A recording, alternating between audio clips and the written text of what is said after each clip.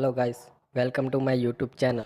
एक इम्पॉर्टेंट खबर आप स्क्रीन के निचले भाग पर देख रहे हैं, इस पर भी बातचीट कर लेते हैं। करीब 400 से ज़्यादा E100 फ्यूल वाले पंप ऑपरेशनल हो चुके हैं और साथ साथ इथेनॉल ब्लेंडिंग से रिलेटेड एक अपडेट आता हुआ दिखाई पड़ रहा है, जहां पे ऑटो कंपनियों के लिए पेट्रोलियम मंत्रालय की तरफ से एक बयान आता हुआ दिखाई पड़ रहा है, जिसमें जो बात उन्होंने मेंशन की है कि इथेनॉल ब्लेंडिंग की परसेंटेज 1.5% से बढ़ के करीब 15% 2024 तक होते हुए दिखाई पड़ी बीते 10 सालों के दौरान। आलोक हमारे साथ मौजूद है तमाम डिटेल के साथ। आलोक, ये इथेनॉल ब्लेंडिंग से रिलेटेड इंपॉर्टेंट अपडेट आ रहा है, ये क्या आप डिटेल गैदर कर पाए?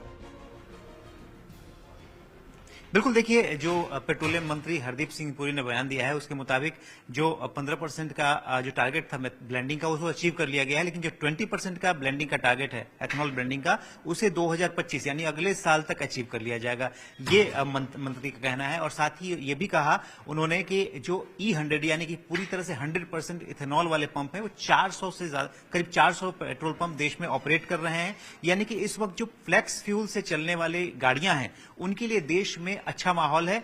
और मैं बता दूं कि इस कार्यक्रम में नितिन गडकरी साहब भी थे, जो कि रोड एंड ट्रांसपोर्ट मिनिस्टर हैं।